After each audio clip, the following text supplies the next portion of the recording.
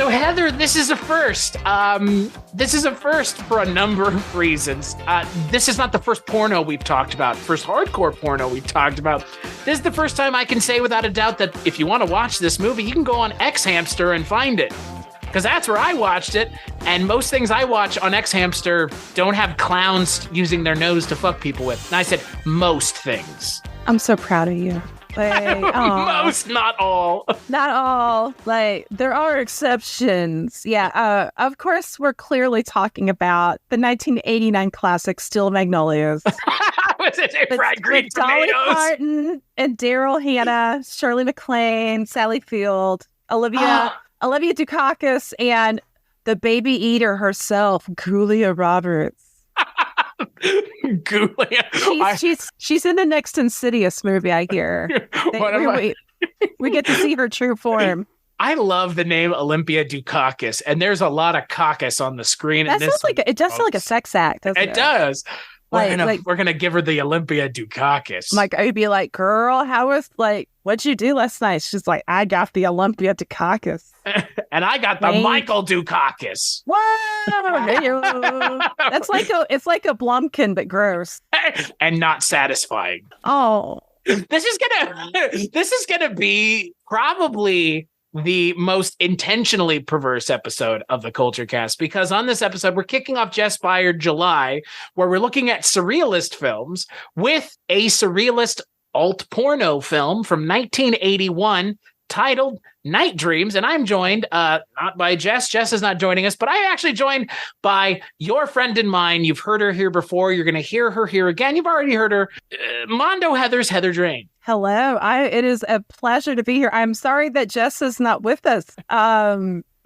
Me too, kind of. Was the movie too much for them? Where they were like, whoa, this is too weird, surrealist, even for me? We miss you, Jess, is what I'm trying to say. And we love you. And me and Chris will do our best. I think we'll do great. I am known to be quite the fan of one of the main artists behind this movie. We'll get into that. Yeah, so that is actually one of the reasons that you're joining me on this episode, is because we're going to be doing 1981's Nightdreams.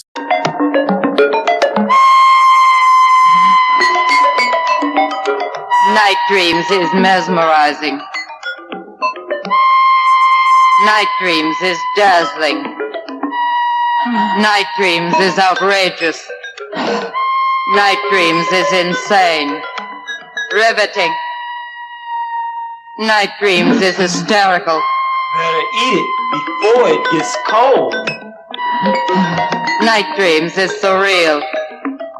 Nightdreams is outlandish. Nightdreams is mysterious. Nightdreams is relentless. Magnetic. Sleek. Erotic. Nightdreams is indecent. Nightdreams is flaming. Nightdreams is steamy. Nightdreams is disturbing. Nightdreams is monstrous. Nightdreams is mutant. Pain? Do you want to know what pain is?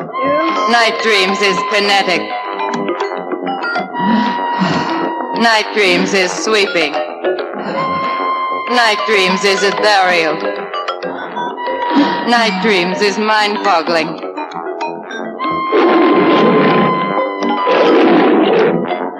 Nightdreams is shattering. Her libido was completely out of its cage. Nightdreams. Erotic films will never be the same. Yes, I am so excited. And this is anybody that is familiar with my work, all two of you, and I love you both fiercely. I'm a huge fan of Stephen Sayadian. I'm literally working on a book about his art, and this was Stephen's first foray into cinema. Now, he's not credited as director. That is credited to FX Pope, which was a pseudonym for Francis Delia, who him and Stephen were creative partners at the time, and they did like a lot of advertising work together. Both come from Hustler, as does one of the writers, Jerry Stahl. And but if you're familiar with Stephen Sayadian and his other work, this is pretty much officially Stephen's first film, as far as I'm concerned. And it's a ride. It's a wild ride, especially because a lot of times people are like, ooh, adult, and you hear porn and you think you know what you're getting into, which you don't. I mean, especially honestly with a lot of the classic era adult films, there's a wide breadth of variety, and you had an era where there are a lot of artists that were legit trying to make interesting works of art and film that just happen to have explicit sex, which is why I think it's so fascinating. And this is definitely a huge one. But I'm curious because, Chris, is this your first Stephen Sayadian movie? Yes. So there's no wrong answer. So what's funny is, we were talking before we turned the recorder on, as we tend to do. Mm-hmm. And so Jess is not joining us, obviously, but Jess and I were talking on Monday, and I was like, hey, have you watched the movie yet? And Jess was like, no, I don't know where to find it. And I was like, that's weird. Me either. And everywhere that I looked, it didn't come up. And so I Googled it again, and I just, 1981, watch online, X Hamster, and a bunch of porn websites came up, and I was like, okay, guess. And I went and I sent the link to Jess, and Jess and I were sitting there, and I was like, is there a clown fucking a woman with its nose right now? Jess was like, yeah. And I was like, do you know what the fuck you picked? And Jess was like, I saw it. It looked interesting. And Stephen Sayadian and all that stuff. And I was like, okay, maybe it is a porno. And so, no, I hadn't seen this. And I will tell you what, I was not expecting there to be full on penetration. I wasn't expecting it to be a porno. I do like that if you look for this movie and Google it, it says that Kevin James is in this movie. Kevin James, actor from King of Queens, not Kevin James, the actor with a magnificently large penis who plays an angel in heaven. So at least there's that. But no, a long answer to a short question. No, I had never seen any of his anything, including Cafe Flesh, which I know you're a huge fan of. I absolutely am. I'm a huge fan of all of Stephen's work. He is one of our best auteurs, I think, that have come out of this country. And the thing about Stephen that I love is he has such a singularly unique visual thumbprint and approach to film. And it's funny because, I never think of his stuff as porn per se, to be honest, because, and I don't think there's anything wrong with pornography. No. Agreed. So let me get that out. So I'm not one of those snobs that's like, oh, porn. Yeah, there's nothing wrong. There's nothing wrong with pornography. But actually, there's a bigger problem if you're not into porn. Like, how do you get your kicks? Like, well, most people that say they don't like it are probably the ones downloading illegally, the most not paying for their porn. You naughty people! If you're going to support these sex workers, okay? I'm not judging. We've all done it, but I'm just saying, if you're in a place to try and pay for your pornography. I like how the strongness of the statement got a little less. If you can make time, if you can afford it, if you can't, just jerk off. I mean, we're all adults here. Well, I do want to keep it real. Okay. I'm with you. But I will say I own a physical copy of Nightdreams. So that's fair. Yeah. Now, granted, the DVD cover, I'll rant more about how this film got released later, but on DVD. But my point is, like, with Stephen, to me, like, the main thing is never the sex itself. Like, the way that sex is integrated and sexuality is part of his landscape, which I find really so fascinating. Like, he really is. To me, it's almost like a painter that, it's like they'll have a graphic image, but it's a layer, right, with other layers, and and the history of explicit, like, sex being used in art goes back. I mean, obviously they're like to the caveman days, like, right, like cave art. I mean, but also, like, I mean, I find it interesting that what gets called pornography and what doesn't in this country. Because, like, you'll have a painter. I mean, people like Picasso. And Egon Schiele they have explicit sex in their paintings, but nobody calls them pornographers. But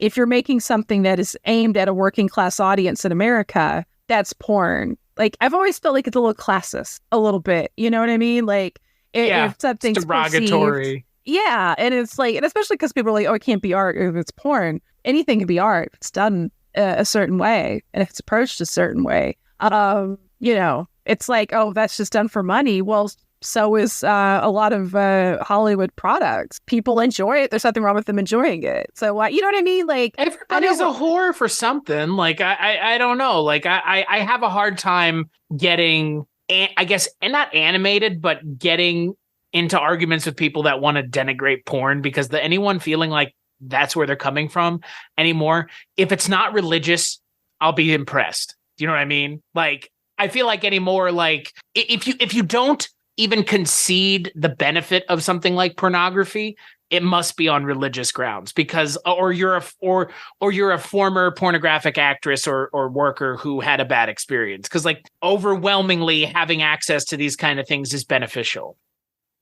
and employs people. Like you said, people who want to have sex for a living can go and have sex for a living and it not be criminalized the way sex work is, which is fucking horseshit in and of itself. Oh, agreed. I mean, it's consenting adults. Like, if it's not your thing, that's fine. That's understandable. Don't buy it. Don't seek it out. It's easy. Nobody's forcing you to look at the banging.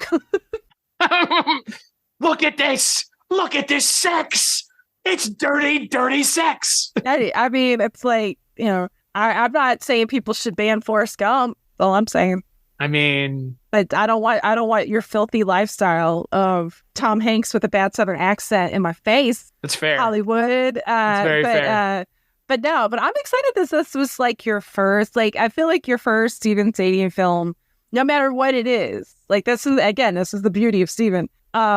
Is an experience you will never forget. And whether you love it, most people love it. Some people are like, what the fuck? But either way, it marks you. And I love that. My favorite artists in life are the ones that kind of mark you for life. Like, you're a changed person. And to me, that art at its most potent is transformative. And I'm still I want to interview Jess, though, about how they picked this and didn't know it was adult.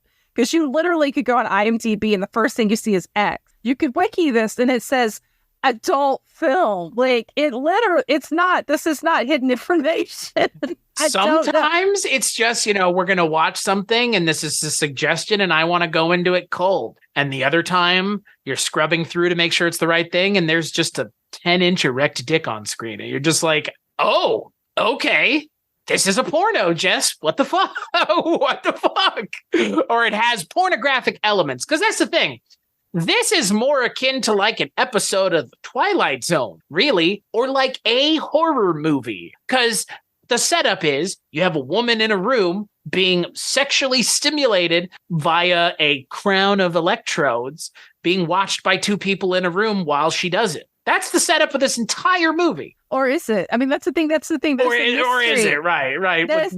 There's so much. Yeah. I mean, and you have this classic like housewife character, Mrs. Van Houten, played wonderfully by Dorothy LeMay, who I feel like was more of a cult adult film star. Like, she was never quite as big as, say, like a Marilyn Chambers or a Seika, but she's great. She's probably best known for being, I believe she's in Taboo. But she, for me, is of course Mrs. Van Houten. I think she's phenomenal here. And yeah, you think about it when you think of classic sort of like erotica situations, the horny housewife, right? Right. Oh yeah. Yeah. It's so, but this film is kind of a little bit of a flip on that because, with some of the dialogue and, and this, again, you're getting the gift of dialogue written by Jerry Stahl, who, is now like a huge famous, novelist, of course, wrote episodes of CSI. Alf as well.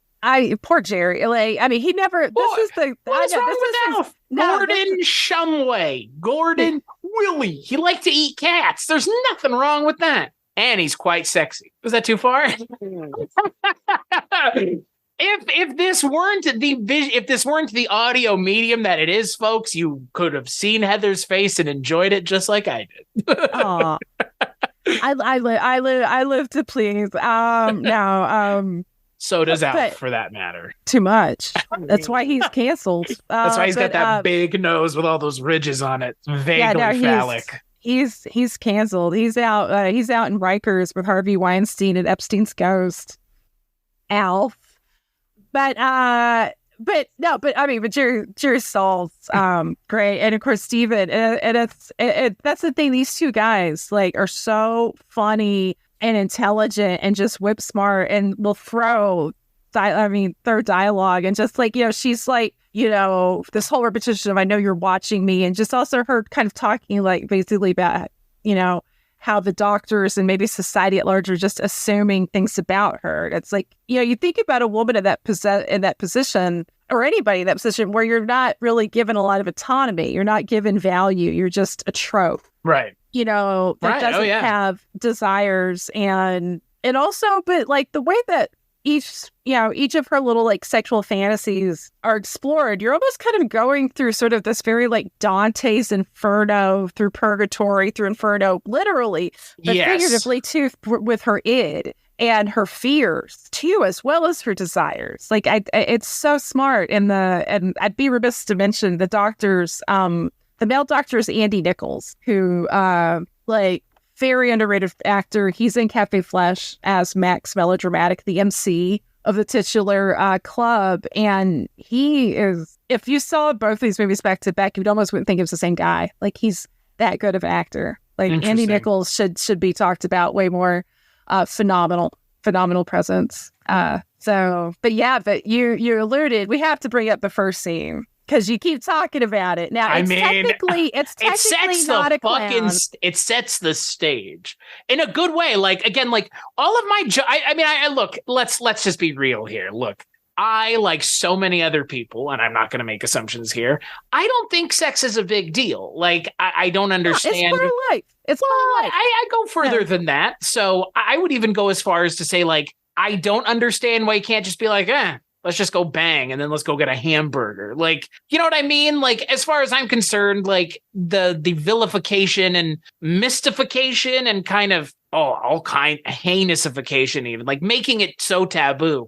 Like, I just disagree with that. Like, I don't see what there is to get so animated about in like a really angry way. Like, it's just fun. You're supposed to have a good time, and then if you want to ascribe more to it, that's going to come from you and the other person there, because you can't just have a one-sided relationship, even if it is an immensely close and intimate one. So, like, that's the thing. Like, for all the jokes aside and kind of the glibness aside, like, I'm pretty progressive, very progressive, because I don't see it the way a lot of other, especially as like a married person, even, I don't even see it that way, which is a problem for me, mentally. But at the same time, like, it's a societal thing. Like, society vilifies porn. It vilifies everything. Some things need to be vilified, but the fact that my wife and I can't walk down the street and I have my shirt off because I fucking want to get a tan, and she can't have hers off too. It's like, who cares? Like, my nipples are nipples just like my wife's nipples, which is, if someone soundboards that, fucking thank you. But I don't get it. So, like, glibness aside, like, I'm glad we're talking about something like this.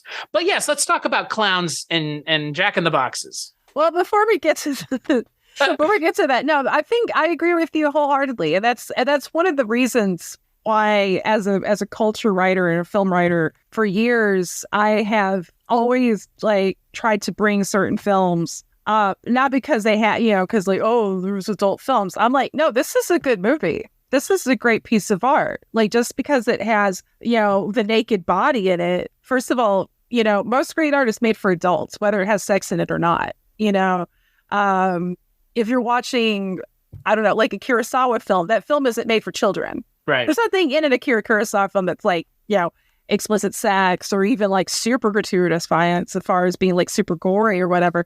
But of course, most people don't have a problem with the children seeing violence, which is kind of fucked. But Indiana Jones is made for adults. What are you talking about? They don't sell children's toys with a guy with a gun and a whip. Yeah, I mean, it's the attitude that our culture and our country has towards sex and the human body in general is to me very devolved. It's very unhealthy, and Agreed. It's just it's created just generations of people that have like issues, that are unhappy with themselves. You have people that are so uncomfortable with who they are that they feel like they have to oppress others and their rights because they're not comfortable that somebody happens to be gay or polyamorous or trans or lesbian or even just public displays of affection. Some people are that repressed where it could be even just a hetero couple just, making out. And they're like, oh, or, oh no, that woman's showing cleavage. It's like, grow the fuck up.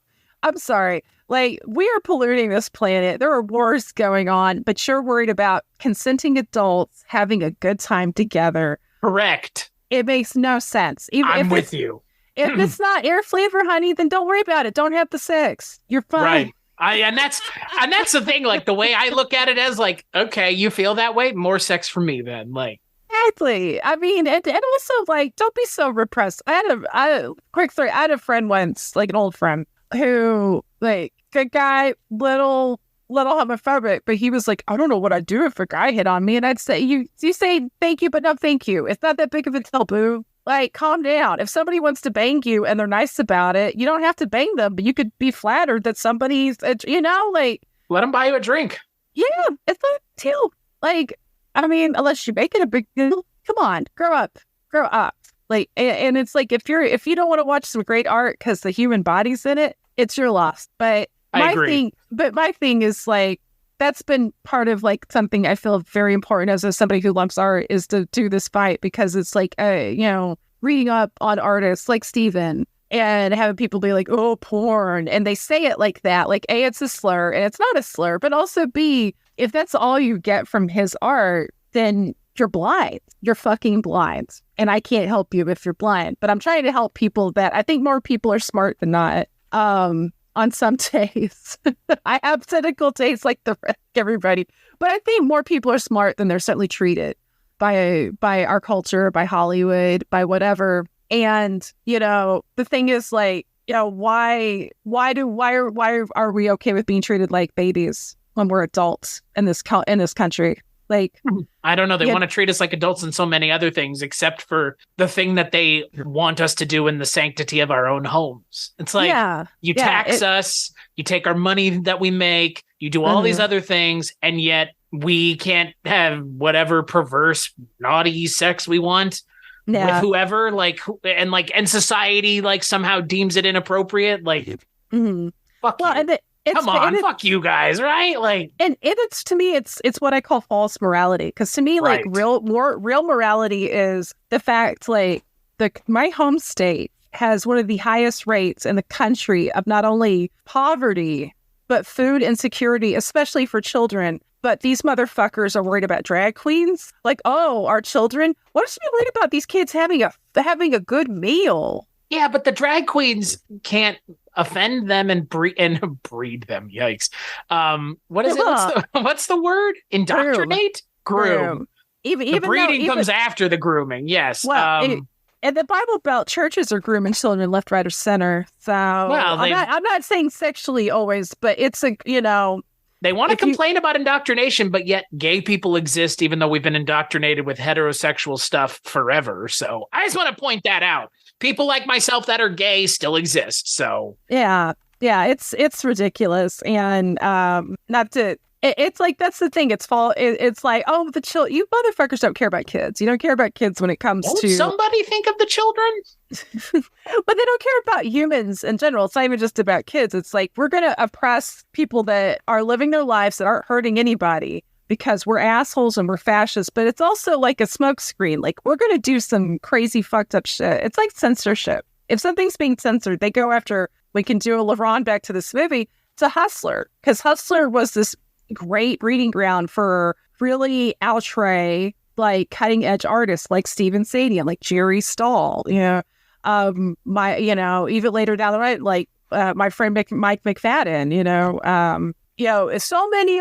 so many great writers at Hustler. Hustler also published writers like Charles Bukowski. Right. And oh God, I'm trying to think the name. I'm blanking, but like one of Abel Ferrara's main collaborators. Like, people always act like Playboy was classier. Hustler was like the working man's Playboy, and that's why people would say, "Oh, Hustler." Ugh. But it's like, no, Hustler was a magazine that treated working class people not with sneers or classism. Playboy was classist. Playboy was something people could feel sophisticated. I feel like they're, because it's for people with money. this country's classist as much as it is sexually repressed. Larry Flynt was no dummy, though. Like, Larry Flynt was one of the greatest freedom fighters this country's ever had. Straight up. I agree with you. Yeah. And that's the thing. That man willingly did jail time and got fucking shot. Like, yeah, paralyzed. Yeah. I mean, so come on. That's I was trying to think where I was going with this. I got so passionate. Like, I'm with you. Like, well, and the problem is, like, I feel like the bullshit has to be met with passion, because the people that are so against porn and like sexual expression are very passionate about it. They're passionate about how much they hate it. They're too passionate. Yeah, like it goes back to the whole, like, are the straights okay? Like, that's the way that I look at it. Because, like, I mean, like, that is, for me, a lot of it's like, why do you care what two people do in the sanctity of their own bedroom? Yeah. Also, like, on a slightly lighter note, but I'm also being serious. Look at the face of every person, past and present, that is, like, been a big oppressor, that's been super right-leaning, super, like, pro-censorship, anti-sex, anti-gay, anti anything that makes life amazing. That's what I'm saying. Look like they've never known an orgasm in their life. These are some of the most joyless human beings you will ever see. You want to look at the face of Pat Robertson and tell me that man ever enjoyed a moment in his life? He probably enjoyed plenty of illicit, discreet gay sex that he never actually got to enjoy because he had to be in the closet the whole time. Like, that's the thing. Like, that's the fucked up thing. Like, these people are unable to let other people be happy, but when they want to exercise their rights, they do it in private. But you know what? They at least can't enjoy it. At least we know that they can't have the kind of sex that all these other people and all these other relationships that people can have out in the open. They'll never be able to have that. And that is punishment enough. It's just, you don't have to punish the rest of us because you're so repressed in your own existence. Like, yes, I get why this movie's rated X because it shows penetration, but that's only the MPAA. Like, you know, like, should you be showing a 10-year-old this movie? No. Should an 18-year-old see it? I mean, maybe if they want to watch this. Again, like, to watch this for the purposes of being turned on is not the point of this movie. Maybe. Well, not the sole intention. I don't think there's a way to show these kinds of things on screen without at least eliciting some kind of reaction. If it's being shown like this, I'm not talking about in like a violent way, because there's nothing in this movie that is remotely violent aside from the devil. Reem. Who said ream? Oh. As the proper heathen I am, I'm like, oh, like, the devil wants to ream, everybody. Oh, good Lord. Old Scratch. Yeah, old Scratch with a big walking stick.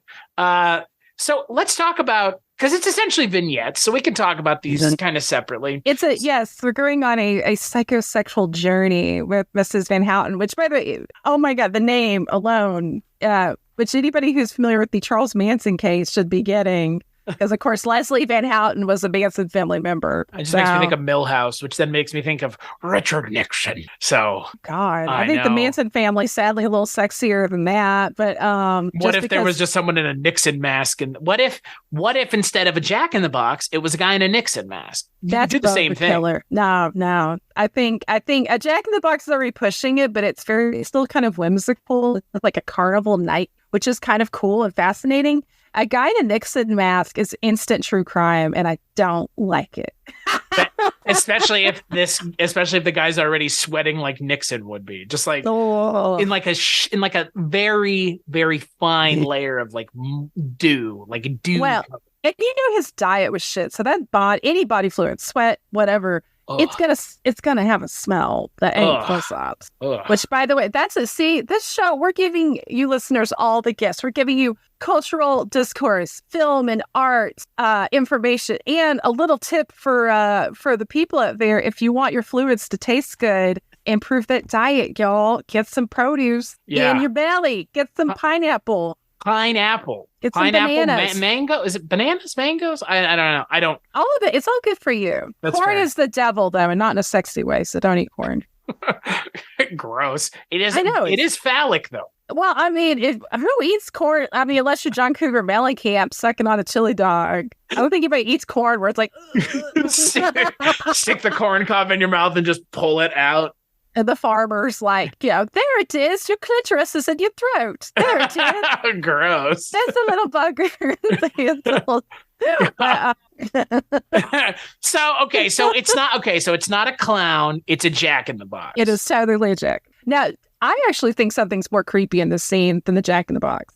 Okay. The dolls, the surrounding toys in that room that are surrounding her. Yes. Watching effectively. There's one that almost looks like, and I'm trying to think if the term is a laughing Sally, which was like one of this famous animatronic kind of jolly plump lady that would be like laughing. You'd see her a lot of variations of her at various fairs and carnivals. Okay. And I think I want to say those were called Laughing Sallies. There's a doll that looks kind of like a Laughing Sally, and that's like tattooed in my brain when I think of the scene. The Jack in the Box. What do you think is creepier, the nose or the rictus grin? So what's interesting is it's like one of those half masks, right? So it's like eyes up or his face and then nose down. I don't know. I think what's actually creepier is the tongue that comes out from beneath the teeth sometimes, which I love that. That is the creepier part. It's a little unsettling. It totally reminds me also this great Con of Fate from the 20s, where he's got this great sort of rictus grin. Is it the man who laughs? I'm blanking on the name, but it's a Conrad Veidt silent film, and that's so. Just there's something to me in unsettling about that kind of grin, but I love it. Puts you in such a weird. He's aroused. It's not like a rape fantasy or anything. She's into it. She's beautiful Dorothy LeMay, this gorgeous woman having a nice time with this oversized Jack in the Box who's very endowed. Boy, woo, boy, isn't he? Holy, I think, that 'tis not a spring that sprung him out. His third leg. Good night. His penis. Yes, Heather. I mean, look, you know what? He's a sex toy, literally. Right? Oh, I never thought of it like that's what I. So that was that's the thing with this movie. I assumed every scene or vignette has there's a gag, there's a meaning or a joke meaning or something. So my assumption was, he's a sex toy because get it, toy Jack in the Box pops out, got his big wiener too. Just it's also kind of like. It's like her weird id, though, where she's clearly partially kind of revisiting a room she might have had as a kid, right? But it's now processed through her adult id filter, and it's almost kind of like sometimes you'll have a weird dream, and maybe it could be a sex dream, could be just a regular dream, but you'll have something pop up from your past, but it's it's put in a blender kind of and then it's that's how it also kind of feels to me. I love the audio is so good. The different layers. I wish we had a better copy access because everything, I haven't seen it on the tube sites, but I'm assuming because even the DVD is basically from a VHS. It's not the best quality. But even with the kind of not great quality, you can hear the care that, they put into having layered audio that make it a little more unsettling and kind of flesh it out. No pun intended. Well, I was actually going to say, the only thing that I found grating actually was in some of the scenes, the looped audio. That's I don't know, in the scene where she's in the opium den, though it's a hookah lounge. They loop the audio, and it's it's at one point I just couldn't stop focusing on the looping of the audio, and I was like, and I was like, maybe for somebody this is not getting on their nerves, but for me specifically as an audio guy, I couldn't help but keep focusing on the audio looping, which is totally fine. It doesn't beat the Ring of Fire cover, which nothing does. Well, Old Man River, I can never unhear now. Oh my God! Wait, we got to save that. That's my favorite part. We gotta wait for that. Savor it. But it's funny because the audio, it's a little bit much, but I see what you're getting at. Mm-hmm. Yeah, with this scene, I didn't mind some of the repetition because to me, it's just it just felt like kind of like you're almost like at a carnival where a lot of the automatic stuff is loop. Like the music and even some of the like, little like sort of like interstitial noises and some of the like rides and stuff. They'll just have it piped in. The hookah. I feel like I'm saying it sounds like I'm saying hooker, but with an accent. Hookah? Hookah, yeah, or hookah. Either way. Like sort of like the sort of pseudo Arabian Nights kind of opium den scene. That's actually my least favorite in the whole movie because I feel like it's a little more, I wouldn't say it's rote by any means, but comparatively to everything else in the movie, I feel like it's kind of the more sort of like down low one. Isn't that the point though? I mean, because like there's that lead in where she's like, I want to be like used as like a thing, like as an item, like, and then like that's how she's used in that. I mean, it's like it's the most pedestrian intentionally, right? Like it's the most like anything else you would see in any other porno. But I think that that's kind of like a pretty novel way of commenting on this. I mean, like the perception of pornography as commoditization versus artistic, right? Because like everything else, you could say like, oh, these are artistic. And I think they are. And I think that there's art in everything, but more mainstream people, it'd be harder to convince them. But like, it's the most genuinely pornographic of anything in the movie is that. Yeah, no, I would agree with that. I will say something that's kind of cool of note is one of the gentlemen in the scene is an actor named Ken Starbuck, who I believe was of Native American lineage, which you don't often think about Native American actors in classic adult, but there were a few. There's him, Jeanette Littledove was an actress, and I feel like there was at least Hypatia Lee. So that's kind of cool. I mean, think about it though. I mean, Hollywood wasn't really like using Native American actors as their like mainstream stars, Fair. but adult was. So, and even though like the adult industry, even now it has some stuff they need to work on as far as like racism, like any other industry in this country. I do think it's cool, at least that there were like Native American performers that, had that. And Ken Starbuck pops back up in Cafe Flush because I think he is there's a humanoid rat milkman. You need to see Cafe Flush. Apparently. I was also going to say, to also comment on kind of the progressive nature of this, there's a lot of progressive sex being had on screen, a lot of ass eating, anal sex. I mean, stuff that, again, like mainstream pornography is only now really like not tackling per se, but is finding it to be more palatable, I guess. Like ass eating has become kind of a meme in and of itself now. But like I think that speaks to the point of like ass eating is just like analingus, cunnilingus. Like there's a lot of it in this movie, and that wasn't necessarily the thing at the time in 1981 to be showing female centric porn as well, where it's less about the man being pleasured and more about, I mean, in almost all these scenes, it's about her pleasure, not the men specifically. Well, that's the thing. It's like, I feel like this film is really feminist. And it's like, I went into it. Of course, I try to go into any film in general, especially if it's a new film for me, just completely like a blank slate. I try, I mean, am I always successful? Some days more than so, depending. But it's always good to try and go to something as objective as you can. But it's like one of the things, especially the more I thought about it, I'm like, this is to be progressive because it is really all about her pleasure and what she wants. Right. And, and kind of the cool thing is like with Stephen's stuff is any of the accusations, if somebody wants to say, oh, well, adult films are sexist or this or that. And it's like women in the Stephen Sayadian universe are always like the most colorful, the most fascinating, I'll half the time get the best dialogue. I mean, some of the guys do too, but that's the thing. It's like, there's not really,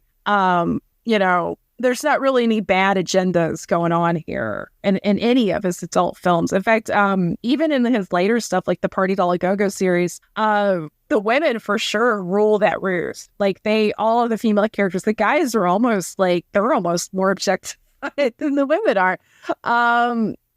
But that's something that is very refreshing. And having, I mean, there were a few directors that tried to be very female centric. And actually tried. Some were absolutely. Damiano was, Bradley Metzger. But with Stephen, it's just like he's his own artist. And with Van Houten, she's such a like, even though like we're meant to think she's the patient, she's clearly like such a like, I hate using this term, but she's like an alpha. She's totally kind of just like, she is full of assertion with the insertion. She's the assertive assertist. And that's the thing. I mean, you know, all of the stuff that happens in this movie in terms of the penetrative sex is not only wanted, but she is in control in all these scenes for the most part. Like, I guess you could make the case in the kind of the native den, like the opium den, like that might be the only one. But like, she has a full-on lesbian fantasy because she wants to have a lesbian fantasy. Like, that happens because she wants to have that same-sex encounter. And like you said, I mean, it's all about the control that she's asserting over other people. I do like that the movie kind of baits you into the idea that that's not the case. But I think that's one of the smarter, I mean, this movie is put together by people that are trying to get a reaction, right? I mean, you say auteur, I agree, but I would also say provocateur, because this is provocative entertainment, right? Like, you know, like I'm not putting this on for my family on a fucking Saturday, but there might be a group of people where I'm like, you know, you want to watch this kind of weird ass, like kind of transgressive, very progressive porno movie. Like, again, like, I don't even know how you would explain this to someone. Like, because like anyone would look at this and say, this is porn, but it's not porn, but it has pornographic elements. So does that make it porn? Like, yeah, I mean, but so does In the Realm of the Senses. I mean, so does Von Trier's Nymphomaniac. Right. Again, like, I just don't know what the fact that there has been a line created and stuck to by people for seemingly arbitrary reasons is why I say, like, isn't it? Like, that's why I'm unwilling to say, because I don't want to put this movie in a box, because putting things into boxes isn't very fun. Oh, and boxes should be, I mean, I'm not a fan of categories, even though, like, we all sometimes do it just to, you know, because, like, when you're writing about anything or doing a podcast, like, you know, sometimes you kind of have to, like, have some framework just to kind of help explain it. And I mean, so if you ask me, I would say, to me, this is outre surrealism, high art with pop cultural. The thing is, like, we have even like pop culture art, which is a theme. That's the thing. Stephen has a big background in advertising, like, you know, and especially, I mean, like, even in Hustler, like, he did all the Leisure Time Products, which was Hustler's own like sex toy company, but all of his ads for them, I mean, some of them look like Norman Rockwell like setups. Like, they're so wholesome. And there's even one like where it's like the Little Miss Muffet, but it's got, you know, the only thing that's really unwholesome, it's like, you know, hey, here's a shank. Here's a vibrating shank, you know. Sure. And it's that kind of subversion. I mean, I would also call it very subversive with what he's done, because people go into these films thinking, oh, it's porn, it's adult, and it is adult, but is it porn? I wouldn't call it porn, but when I think of porn, I think of something that's just pure sex. And again, nothing wrong with that. But to me, when I think of porn, I mean, that's just something that's just a little more meat and potatoes. But can that be art? Of course. I'm a fan of Marcel Duchamp, who's just like, you can point at something and is that art? If you call it art, you know? Right. I have that flexibility. I think when people get so hard-lined about anything, that's where it's not as fun, and it also just kind of ruins any good discussion. But I agree. So, yeah, I mean, these characters though, and the fucking journey you go on. Like, one of my favorite scenes is, and this is like an interstitial bit, there's no sex in it, and it's like, but you know, she approaches like this sort of automaton man who's like making these weird kind of like almost like mechanical typefaces. Like, he's clearly like has the flesh of a man on his face, but she's trying to like, you know, unbutton his trousers, and she keeps hitting metal, and then she pulls out like a fetus, like a rubbery. And I mean, you imagine being in an adult movie house, like, where guys, you know, the raincoat. And they're probably like, what? I can't work with this. Like, but Yeah, granted, this film did get a lot of great reviews in the adult press. Cafe Flesh got more divided, but Cafe Flesh got great reviews in a lot of places, but I think some of the adult movie critics felt like it was the film might have been kind of making fun of people that go to see porn in adult movies, which you could interpret it, but I think there's other ways, and that's another podcast. But Nightdreams did get great adult movie people as a whole, in the trade magazines loved it. But you still get scenes like that, and it's always, I found that one really fascinating because it's almost it could just be something fun and surrealist, just to have that provocative image. It also could be, who knows, maybe she had a miscarriage. Maybe she has sexual hangups because of something that happened with the child that didn't happen, that wasn't brought to term, Right. It gives you that food for thought. And I definitely think most people don't, especially a modern audience where so much of adult film has kind of almost gone back to its origins. I feel like things that are basically kind of like lube is more popular than, which that's the origin of adult, is stag lubes. And, if you're going to Pornhub, most people aren't probably going to be watching a whole narrative film. Now, I am of the understanding that there are more people in the industry that are kind of going back to that, to having narratives, which I think is really exciting. I think anything that you can make creatively that bends people's brains on what they think something should be is good. I think it's healthy. I think it's really healthy in the art and with film, especially. I agree with you 100%. Yeah. And I also think, the thing that's interesting about a movie like this is that because it's kind of rides this weird line and exists in such a weird spot where, yes, it is an X-rated movie, but again, the sex and kind of the sexiness of the movie is not necessarily the point. It's well, why is it X then? Because it shows penetration. Okay. So that's it. So apparently penetrative sex is X-rated. And that's what the expectation is. So you can't show penetrative sex. So adult has to be its own thing. But I think to call it adult is probably better than to call it porn. I think that's a better way of putting it. Because only adults should be watching this stuff, right? Yeah, but only adults should be watching a lot of things. Agreed. That's it's okay. It's, I don't know, not to get too far into the weeds, but Lenny Bruce famously said in the 60s that in America, you can show a woman having her breast severed or cut off, mutilated, before you could show it being caressed. Right. And that mindset has really depressingly not left a lot of people. And I personally don't have a problem with violence in movies at all either. But when it comes to with movies where it's oh my God, nudities, that's really wrong. But you're okay with watching, even if it's simulated people getting, maimed, murdered, that's that's fucked up. But going back to Nightdreams, there's the little layers we get with Van Houten and the humor too. We get, I don't know, we got to go to the cowgirl scene because you mentioned the lesbian, and it's probably, if this film has a lot of iconic scenes in my opinion, this is probably, I think for a lot of people, the number one. It's my number two because my number one's the Cream of Wheat Man, but we'll get into that a little bit.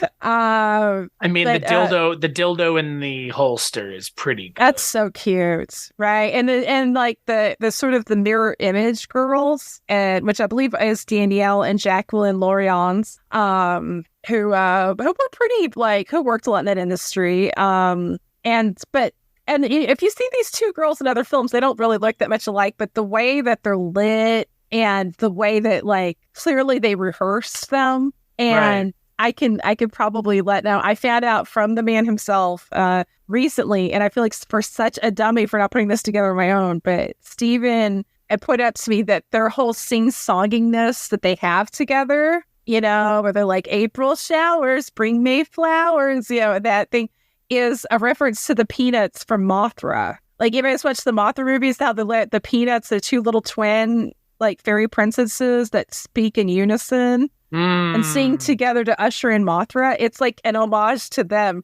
which that makes me love him even more. Because if there's anything I love as much as provocative auteur cinema, it is Mothra, aka Mosura. And just hot covers of Ring of Fire. Wall of Voodoo, babies. Oh my God. One of the cover alone, like it's legendary. It's legendary. And this band is one of the greatest post-punk bands, in my opinion. Wall of Voodoo, very underrated. And this is a band. That's what this reminds me of. No. Is like it's like punk porn. Punk porno, right? Like it's but like not like in a bad way. Again, like the punk. How could it be in a bad way? Right. Well, that's the thing. Like the punk scene is so like lovingly transgressive that like it you know, Gigi Allen, our good friend, fucking what's the guy from the Executioners? Oh God, El Duce, the Mentors. The Mentors, yeah. Like those kind of people. I mean, you know, and like that world and this kind of makes sense. I'm sure Stephen Sayadian is friends with or hung around in similar circles, even like. Oh no, trying to be transgressive, right? Like Night Flight, right? Like this is Night Flight, but porn, like you know, but penetrative and adult. Like they couldn't do that on public broadcast, but they could do it here, like, and they will, and they would. Why not? Well, I mean, Stephen's office at the time was literally like either like above or near the infamous punk club, The Mask, where, you know, bands like The Germs and X and The Bags and, you know, just all of these great bands that, you know, that played. I mean, this was like sort of like, you know, patient zero for the punk scene in LA, for the OG punk scene, which was very diverse. Like, that's the thing. A lot of people, unfortunately, again, kind of, you could make a mirror image to how people view sex films. You know, people like punk, they just think of angry white boys that are skinheads. And it's like, no, the early punk scene had women and men. It was, you know, equal genders, people of various ethnicities, people of very LGBT. Like, the Screamers were one of the biggest bands on that scene. And, you know, Tomato de Plenty, openly gay, had ties to the Coquette, legendary drag troupe. I mean, yeah, and that's the thing. Like, it was such a cool scene. That was actually more utopian as far as people of just misfits really coming together. And there's no judgment. There's none of this prejudice bullshit. It's just people like, you're a misfit, I'm a misfit, let's make art. And right. Which is how it should be. Much more so than I think the hippies ever did. You know, like the punk scene. I agree. The punk scene actually did it for real. You know, for a time. You know, everything gets codified, and that's why you have to rip it up and start again, to quote the band Orange Juice. But no, I mean, Stephen had musicians help crew and you know, crew as far as like helping with props and stuff with his films. It goes on all the way to Dr. Caligari, where it legit had members of Wall of Voodoo, you know, especially Bruce Moreland, OG member, and still a kick-ass musician. Love Bruce. He's in a band called Ravens Moreland, which is phenomenal, especially if you're into kind of dark goth kind of West Coast rock, which I certainly am. So yeah, that tie with music is huge. It's huge with Stephen. And he would go on to like their video for Mexican radio, which is Wall of Voodoo's best known song. That was directed by him and Francis. And I mean, that's what this looks like. Like exactly. That's what this thumbprint. Yeah, and that's the thing. Like when I heard that the Wall of Voodoo and I heard the voice, it's like I know what this is. Like and like that's why I was totally into this movie. Like, and I know again, like glibness aside, you know, the first time you could jerk off to something on the Culture Cast, that is the truth. This is like the sexiest thing we've ever watched, other than when you programmed that month and it was all like softcore sex films, I believe. She-Mob, come on, Big Shib. She had a spiked bra that she punished bad men with, and that was fucking. But this is way more like sexy than those movies. Like this is like again, like this is real sex on HBO. So is that the name of a show? Real Sex? No, I remember. I vaguely remember watching something like that in college. I vaguely remember sneaking up late at night when I hoped everybody was asleep and watching that. Talk about how unsexy of a fucking show with the title. Sex it was in very the title. disappointing. I'm like, oh, that was interesting. Was it sexy? Yeah. This man has a bifurcated penis. That's not sexy at all. I did not see that. Holy shit. As a later episode. Whoa. Yeah, I guess that I wasn't like, I just like the word bifurcated. did he do that on was he born? Dude, that's a thing. There's like a whole like is it split like how like you'll cut like did you ever microwave hot dogs as a kid and you'd like cut the middle? Are they gonna say grill hot dogs? Same thing happens. But I mean, right? Is that what it looks like? Talk about getting into the weeds, but like genital modifications, obviously a very big thing. And then obviously, there's the Prince Albert, which everybody always talks about, which is the male and urethra piercing. And then there's the one where it's like down the shaft. But the thing that like I don't hear a lot of people talking about, and I remember looking it up in college, yucking it up with all my ding dong friends, was like what would be considered almost mutilative. But like you're like cutting it like in half, like that. Can you still even have an orgasm like that? I don't know what the purpose is, but like on Wikipedia or somewhere they had like, how if you scroll to the bottom, it's got like the box with all the things in it. And like a box with all these things you could click on that were each a different kind of penile mutilation or extreme body modification is probably the better way of putting it. Cause I don't want to yuck somebody's yum. But yeah, like you could do it like this. You could do it like this. Yeah, like I don't know why. It sounds like it would hurt, but I mean, I guess people get their tongues split. I mean, we're all in a different path in this life. The Earth's heating up. Why not cut your dick in half? Like, isn't that a bumper sticker that I think we got some new merch ideas here for the Culture Cast, Chris. Right. The Earth's heating up, cut your dick in half. Yeah. The Culture Cast, folks. What is this show even about? We don't know. Culture. Culture, of course. You're welcome, people. And bifurcating ding-dongs. No, but go back to the cowgirl scene, though. Another sort of like, what I consider a hallmark of Stephen's art is you have that great sort of like faux nature. Like, it's obviously everything's on a set. You have that great sort of like dusky lit kind of night sky and like all of the outlines of like the hills and the desert, but it's all in black. Like it's like almost like a woodcut or which is so cool. And that's the thing is like nature shows up a lot in his films, but it's always sort of like in these very like obviously like false nature. And it's kind of cool. It's a very like, think about it, if you're like a product of like modern America to a point, you get into an era where people are, astroturf becomes a thing. People have bowls of fruit on their table with fake fruit. What is the point of that? I've never understood the whole fake fruit thing. But, there's something to me like so quintessentially like suburban mid-America of like we want nature, but let's have it be artificial. Like it's weird. It's weird, but it's a statement. And, and then having these two cowgirls like, and it's just, it's such a cute scene. It's really beautiful. It's lovely to look at on an erotic level. Like everybody looks like they're having a good time. And you've got that music. Oh my God. I mean, Wall of Voodoo set to anything is automatically better, but then set to like Stephen Sayadian, forget it. It's the best. No, that seems great. Like if I had ever seen anything from this movie, I'm surprised it wasn't that. Like I had never seen anything, but like I'm surprised nobody had ever been like, you should check this out. What is this from?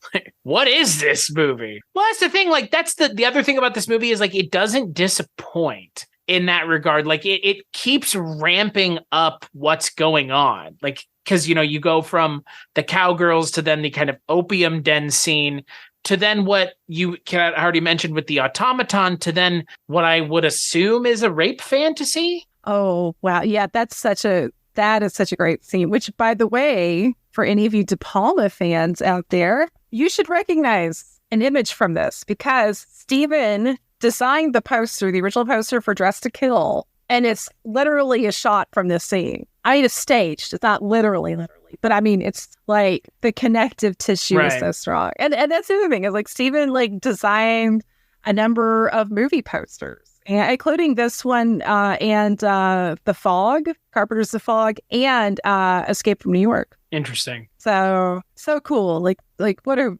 amazing career. And I mean, that's just me giving you kind of cliff notes. But no, this scene with that great sort of black and white, like that's such a stark looking scene. Like her lingerie is black, even her lipstick's kind of dark, like it's almost black. And we have the intruder, and it's totally set up like a horror movie. Right. Oh yeah. Like that tension. Yeah.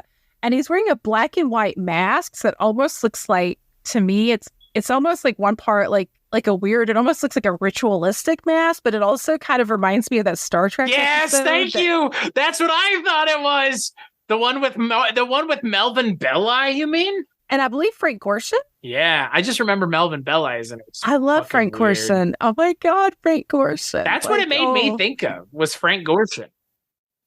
I want to say that episode was written by Harlan Ellison. I think you're right. And whom I love. God. It's like Frank Gorshin and Harlan Ellison. What a world to be living in. Like this, life could never be too bad, right? But the scene, it's clearly a rape fantasy. Obviously, even down to the mask. Like, don't you like that? How it's like, it's not a white guy, it's not necessarily a guy of color either. It's either I like that. Like, it's just, I like that because it doesn't make the movie overtly political or overtly like making a statement. Do you know what I mean? It's kind of like, oh, she could be fantasizing about either. So it's a guy with black and white mask. But it's also kind of like a way almost dehumanizing him as opposed to her being dehumanized as the victim, because he's just he's literally just a figure in a mask. Right. He's really given no human traits other than he's and she's obviously into it. It's not like if somebody fantasy like that's it's not like some creepy if things of that nature creep you out, then maybe just the thought of it, if just the thought of this, if what we're telling you is freaking you out, then maybe don't watch it. But it's certainly not, I wouldn't call it a roughie. And that's the thing in any of Stephen's films. There's not ever anything that's like rough or masochistic or anything that's, would be considered, I think, extreme. The surrealism is more the elements kind of around the sex. The sex acts in and of themselves are pretty, I would say pretty, other than the rimming, it's pretty vanilla, As they say, that's the name of our new show, Other Than the Rimming. That's also some new merch. Chris and Heather. Where we talk about everything but rimming. We won't talk about rimming, but we'll talk about everything else. Yes. So, yes. So on that episode of Dynasty, right? But Joan Collins did not rim Linda Evans. But Larry Hagman though on Dallas, boy, rimming everybody. You think he keeps the hat on? Oh, it's on. Ooh. Come on, Hoss. I'm not saying that the people in this don't come, because they do a lot. Plenty of people do, but I never get the sense that it's performative sex. Does that make sense? I don't know how. I know that the people are enjoying it, but the sex is not the point, right? I mean, you said it yourself. Like, the sex is not in this film. I mean, it is, but it isn't. The performers, this is more. This film does have I would say a strong sense of eros. Like, it is, with Cafe Flesh. In that universe, it's like the sex is very mechanical. Because it's tied to the story, and the performers in that, we're told, try to act mechanical, don't try not to act like you're into it. It's not a rape thing or anything, but it's just it's a job, right? In that universe, literally. And since we're dealing more with fantasy, it is more eros. I think that's the other reason why this got a lot of good reviews in the adult, in adult mags, and with writers like the late Bill Margold, R.I.P., which Bill was the great writer and also very strong, first rights, First Amendment rights fighter. Also, started a nonprofit to look out for the welfare of adult performers, which was called PAW. And so, very progressive. I know he was a very controversial figure, but Bill did, Bill, when he was, I think, on this, or tried to, definitely did a lot of good. But he loved this film. He hated Cafe Flesh, which I disagree with. But part of that was because it wasn't erotic. It wasn't the point. Nightdreams is interesting because it is erotic, I think you could call it erotica, and that's fine, like, because it is like eros based. But and of course, if you're like I love Gloria Leonard, who is a great adult actress and writer, and she always said the difference between porn and erotica is lighting. That's fair. Yeah. Which is fair too. But so no, I mean, it's, if you're looking for something weird but also has like sensual moments, like Nightdreams is good. It's a good blend of that, I think. But I mean, and especially nowadays where you could literally probably see an orgy of clowns, which is also new merch. Daddy, don't insult Daddy Wise that way. Oh, Daddy Wise. Daddy Wise. So yeah, that speaks to just like people will like sexualize anything. Like, you know what you say, like you can point at something and say that's art. I have seen people who are turned on and have made body pillows for Bluey's father from the television show Bluey, which is about an animated dog. So like, not yucking anybody's yum. I'm just saying, like, you want to say that, porn isn't art or art isn't porn. If you can turn art into porn, then how is porn not art? I feel you. I had a friend that once sent me Jay and Silent Bob slash fic. Oh, was it the two of them banging? In a very sadomasochistic way. Oh, but you know what? But what bothered me the most was how emotional it was, where there was like crying and knitting. I was like, okay, I get the banging, but this like angst, the emotional angst of it was wild. I did not care for it, but if it makes somebody happy, that's cool. Life is short. If you're not hurting anybody, that's, it's fine. But I prefer to watch great movies like Nightdreams, see? Well, I was going to say, like, what kind of slash fic is there about a woman blowing a cream of wheat box? Oh my God. Okay, thank you. We have gotten to my favorite. For fuck's sake, Heather. What is happening here? This is, if you guys want a peek into my mind and like what gives Heather tremendous happiness, this is easily in the top 5. This is right next to Timothy Carey dancing, which is a huge joy bringer to my heart. Or the Italian band Devil Doll, which also brings a lot of joy to my heart. This scene, for anybody listening who hasn't seen it, Mrs. Van Houten is in the kitchen making breakfast, and she's making cream of wheat. And it starts kind of like, she has like some suggestive line about like, oh, it's so creamy down my throat.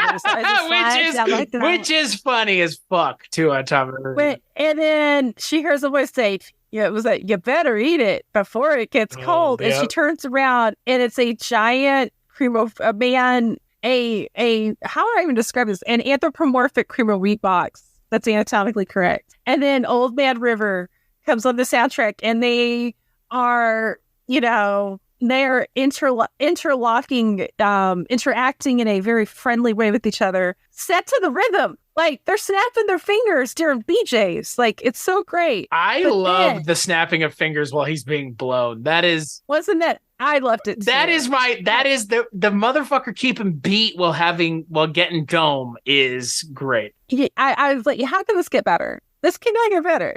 And then it gets better, because then you have a dancing piece of toast wearing motherfucking saddle shoes, which is the most stylish footwear on the planet, dancing and then doing a saxophone solo. Yeah. Like, oh my God. Okay, Christmas is every day for Mama, because this exists. And on top of that, do you know who's playing our beloved Toast Man? It's Stephen Sayadian. I already, even if I didn't, for anybody listening, Stephen is not only a great auteur, he's a great human. Legit, just like one of the sweetest people you'll ever meet. Like, such a just awesome human being. But even if you didn't know that about him, you would love him and build an altar to him just for being the fucking Toast Man. Like, the Toast Man, he's a dancing piece of toast playing the saxophone. That is, oh my God, that's the greatest thing on earth. You can have your Iron Man, you can have your Yodas, your Yoda people. Your Yodas. Your Yodas. You can have your Yodas. Yeah. You can have your Yodas. I don't want them. Take your little green feller and get him out of here. You can have your bad AI, CGI, horse shit, whatever. You can take that and fly it off to the moon for all I care. had dancing piece of toast playing the saxophone to Old Man River. And then who's dancing side by side by Cool Reap Man? You're welcome. The Lord loves you. You can thump your Bible and you can have your dancing toast, man. Nightdreams 42069 says, suck my dick. God. This is literally the only podcast, I feel like we could bet money, that is talking about sexual politics in America, Nightdreams, transgressive, I wouldn't say this is transgressive, but outre art, and Stone Cold Steve Austin impersonation. He's here. He's here, and he's here, and he's ready to. This needs to be on your Patreon. What would he be doing watching this? Just be like, just jerking off furiously. Hey, Deborah, come in here. You're never gonna believe this. This Jack in the Box has got his nose up this woman's hoo-ha. That's what I imagine he calls it, because he's like a 5-year-old. So when he unzips his jean shorts, does it sound like glass breaking? That's a reference. Weird. If you're a wrestling fan and you're into Art House, you will get that reference. God. And this is why we create the content, Heather. That's why. I am disappointed, though, at the end of this movie, we didn't get Radu in the hell scene. Instead, we got like a Fu Manchu devil. The devil's great, though. The prosthetics. They're pretty good. They're well lit. Glenn Hetrick would not have any problems. Oh, my God. And the, his fucking dick just hanging and flopping around is just too much for me to handle. Not enough for everybody else to handle, clearly, but too much for me. Would you say too hot? To handle, too cold to hold. Look, let's just get this out there, folks. Every single male performer who drops trow in this movie has a big fucking dick. And it's almost like to the point where like it almost feels kind of not comedic, but like I appreciate just like, all right, if we're gonna do this, like we need to have people that are like hung like horses. In defense, this was an era of like a lot lot of the male talent then and now. I think it's worse now, actually, because at least back then you occasionally would get like, you know, somebody like say like a Jerry Butler, you know, who, you know, Jerry was not small by any means, but he was like some girls actually preferred him because he was like 6 or 7. It's like, this isn't gonna like injure your cervix, you know. It's not going to come out of your mouth while you're having that. Heather, sex, what the fuck? What? What kind of slash fic are you listening to reading? Or writing. No, or writing. I've read some of your risque stuff. But it was PG. Let's be honest. Radu's long fingers were never mentioned, you're right. Well, because did you see the nails on that? Oh, hell no. Clip them. Everybody knows that. Listen, I don't even like watching 80s porn where women had those dragon nails and they have a girl scene. I'm like, oh, your vagina's in danger. Yeah. Like, get that away. I will say I do love some, what I guess now would be considered what Pee Wee Herman likes, vintage erotica.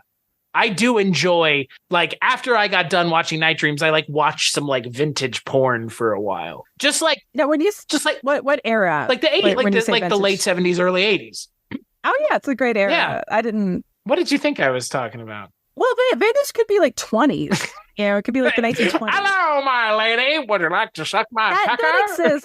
Actually, you know, in France, and they actually found, like, this is a thing you can access. There is a stag film from the late 20s from France that is a satanic black mass orgy. Oh my God, shit. I would watch that. It's I figured out where I'd go back in time if I had a fucking time machine. Isn't that amazing?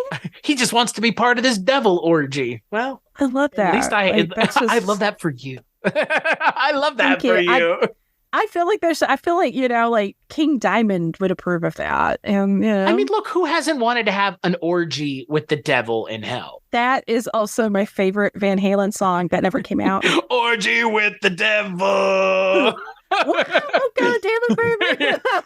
David Lee Roth talking about sucking on the end of the devil's pecker. I'd listen to that song.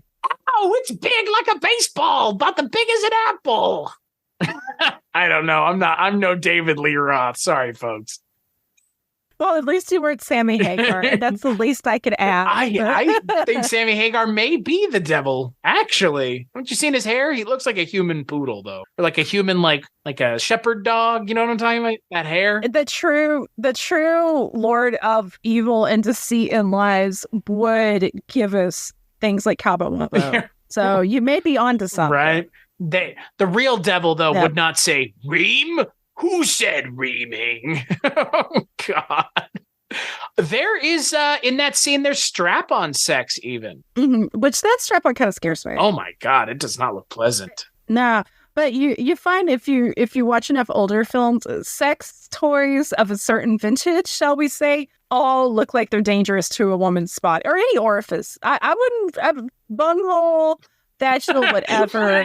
Became LBJ all of a sudden there for a second. Hey, I need you to let out the pockets because I hang near my... Have you ever heard that? LBJ on the phone with his tailor talking about his bunghole.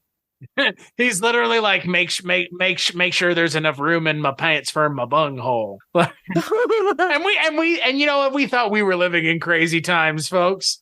I mean, that guy had a huge cock apparently. So, you know. Oh, did you not know about that? He apparently had like a fucking hog. He called it Jumbo and like would like take it out in meetings.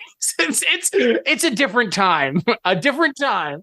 I'm dead fucking serious. When you say LPJ, Lyndon Baines Johnson? Hell yeah. He called his dick Jumbo, yo. Hey, he's from Texas. God. I don't think anything's ever going to be sexy to me again. Ladybird. Just think about Ladybird now. That's like, look the thing about your, like somebody's gross ass great uncle. That's all. That's like, I got my chewing tobacco in my pocket near my bunghole. Oh God. The way he says it, bunghole. I feel like my ovaries just died. Mine too. Oh, I know. This is ovary death. The rabbit that they use on Dorothy LeMay looks unpleasant because that's what that would be. I don't like now, that. right? I don't approve of that rabbit. Right? That's a rabbit, right? Like a modern day equivalent. It's like an early.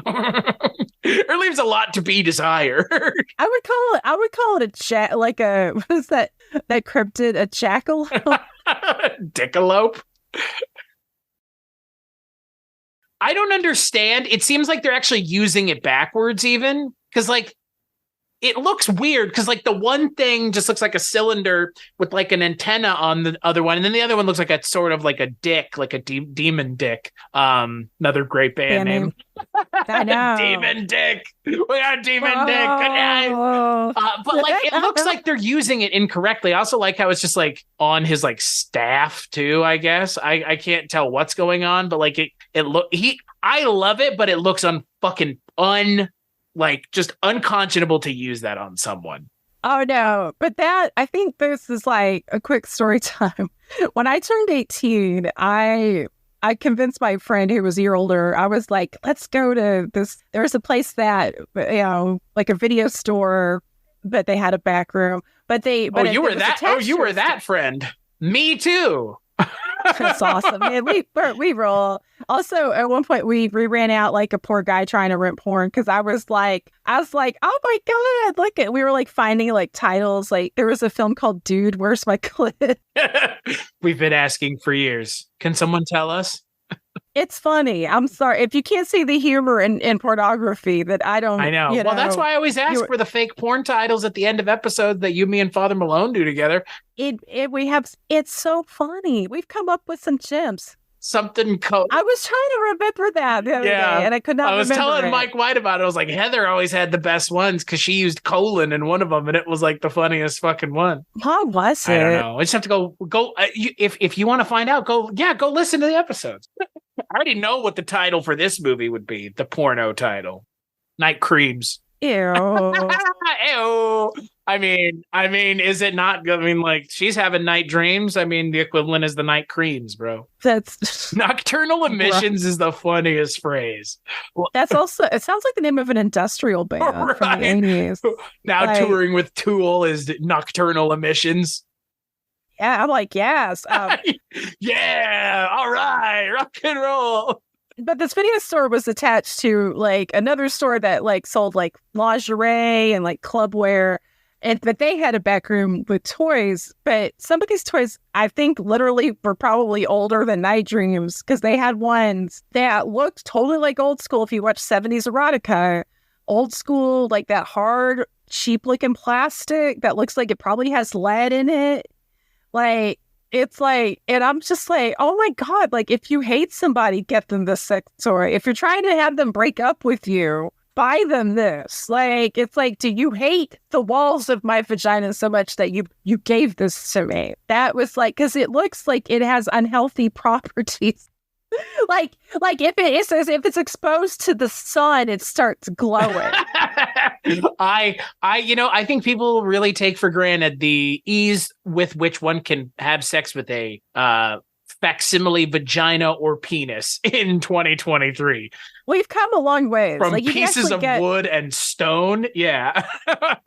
Well, I mean, stone dildos are a thing, like, and wooden dildos had to have been a thing too. Like, talking about like a lady part. Oh. And I was like, a guy would hurt himself. Like a stone. Yeah. Like, or a wood? Ooh. Yeah, but that was speaking more for like that. They're like a dude fucking like a wooden handle hole. Like, I don't know. We've gone down a weird. Well, I mean, again, like I can't help it when they show us some sex toys on screen that look unpleasant to be around. They are, but it's hell. Like, so it's very fitting. I wondered that. Like, was that kind of the point then? I mean, it is a great visual, and I wouldn't be the little Miss Trivia lady if I didn't point out the main woman that she's interacting with is Lottie Sanders, who was a very popular adult model and actress at the time. So if anybody's like, hey, here's the lovely brunette having a great time with Satan and Dorothy LeMay, it's Lottie Sanders. You're welcome. Who's the woman eating Satan's asshole?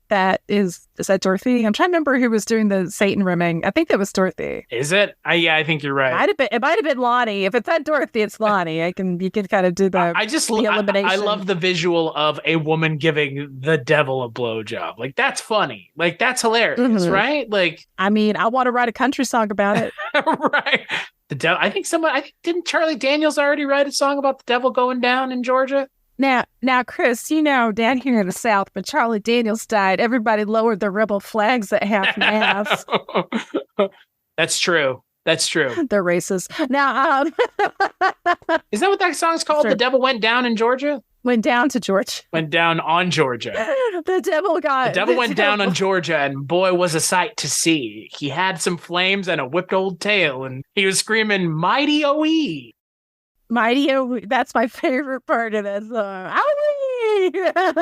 I mean, I don't know what Charlie Daniels' song about the woman giving the devil head would be about, but I'd listen to it. That'd be before he found Jesus. Right? God.